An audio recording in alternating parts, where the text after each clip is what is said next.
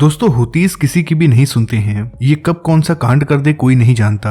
ये अक्सर ऐसा कांड कर जाते हैं जिसे देखकर दुनिया हैरान रह जाती है। ये तो हम सभी जानते हैं कि ये समुद्र के अंदर बैठकर कैसे कैसे कारनामे कर चुके हैं। आज हम हुतियों के बारे में ही बात करेंगे। इन्होंने कई सारी चीजों का ऐलान किया है। भले ही ये बहुत छोटे हैं और गरीब हैं, लेकिन इनकी बातें और इनके कारनामे बहुत बड़े हैं। सबसे पहले हम आपको बता दें कि एक खबर इजराइल से आ रही है, जहां नेतन्याहू सीज फायर के लिए राजी हो गए हैं। दरअसल इजराइल के अंदर बहुत सारे विरोध प्रदर्शन हो रहे हैं, जिससे नेतन्याहू के ऊपर बहुत प्रेशर है। जो भी बंधक इजराइल के कब्जे में है, उसके फैमिली वाले बहुत ज्यादा प्रदर्शन कर रहे हैं। हमास ने इजराइल से कहा है कि आप परमानेंट सीज फायर कर दें, जिसके बाद हम बंधकों को छोड़ देंगे। इसे लेकर इजरायली सरकार ने एक सर्वे करवाया। इस सर्वे में 63% इजरायली लोगों का कहना था कि नेतन्याहू को हमास की बात मान लेनी चाहिए, जबकि 37% लोग ऐसे थे जिन्होंने कहा कि हमास की बात नहीं माननी चाहिए। 13% लोगों ने कहा कि हमें नहीं पता। इजराइल की ज्यादातर जनता यही चाहती है कि सीज फायर हो, क्योंकि इससे इजराइल की जनता का भी बहुत नुकसान है और हमारे बंधक वापस आए, जिसे लेकर नेतन्याहू के ऊपर बहुत ज्यादा प्रेशर पड़ रहा है। ऐसे में नेतन्याहू ने एक बार फिर से हमास के कब्जे में जो बंधक हैं उनके परिवार वालों से मुलाकात की। यहाँ नेतन्याहू ने कहा कि मैं तैयार हूँ। अगर आपको ऐसा लगता है कि सीज फायर होने के बाद हमारे बंधक वापस आ जाएंगे, तो मैं सीज फायर करने के लिए तैयार हूँ और हमास की सारी शर्तें मानने के लिए भी तैयार हूँ। पर अगर मैं उन शर्तों को मान लेता हूँ तो उसके लिए मुझे एक अंतर्राष्ट्रीय शर्तों पर सिग्नेचर करना होगा।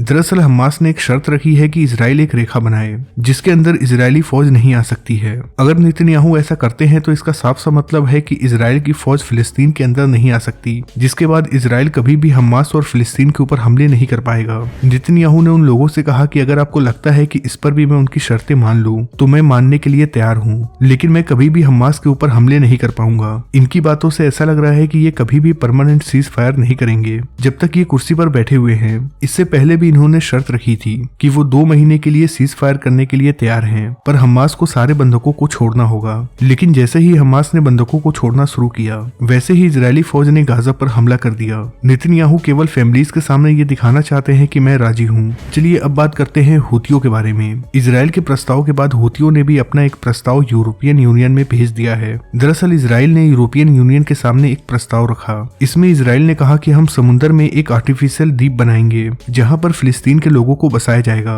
इसका साफ सा मतलब है कि फिलिस्तीन और गाजा पे दोनों पर ही इजराइल की हुकूमत होगी और फिलिस्तीन के लोगों को इस धरती को छोड़ना होगा और एक आइलैंड पर जाके बसना होगा। इसका दूसरा मतलब ये है कि वो धरती जो फिलिस्तीनियों की थी अब वो कभी उनकी नहीं रहेगी, वो हमेशा हमेशा के लिए इजराइल बन जाएगी। इजराइल के प्रस्ताव के बाद हुतियों ने भी यूरोपियन यूनियन में एक प्रस्ताव पेश किया है, जहाँ पर हुतियों ने कहा है कि हम इजराइल के लोगों के लिए एक नया द्वीप बनाना चाहते हैं जहाँ पर इजराइल के लोग जाकर बस जाएं और फिलिस्तीन और मौजूदा इजराइल को छोड़ दें। हम इस द्वीप को बनाने के लिए पूरी तरीके से तैयार हैं। ये प्रस्ताव यमन की तरफ से यूरोपियन यूनियन में रखा गया है। इससे पहले हुतियों को अमेरिका ने आतंकवादी संगठन घोषित किया था, जिसके बाद इन्होंने अमेरिका और ब्रिटेन को ही आतंकवादी देश घोषित कर दिया। बकायदा ये बात यमन के संसद में हुई है। यमन के हुतीस जैसे को तैसा कर रहे हैं, कम से कम ये कुछ तो कर रहे हैं और मुस्लिम देशों की तरह चुप होकर तमाशा तो नहीं देख रहे हैं। वैसे भी हुतीस जंग की तैयारी में लगे हुए हैं और लगातार ब्रिटेन और अमेरिका के जहाजों पर हमला कर रहे हैं। हुतियों की तरफ से कहा गया है कि जितने भी अमेरिका और ब्रिटेन के नागरिक यूएन के लिए यमन में काम कर रहे हैं वो 1 महीने के अंदर यमन छोड़कर चले जाएं, क्योंकि यहाँ कभी भी कुछ भी हो सकता है।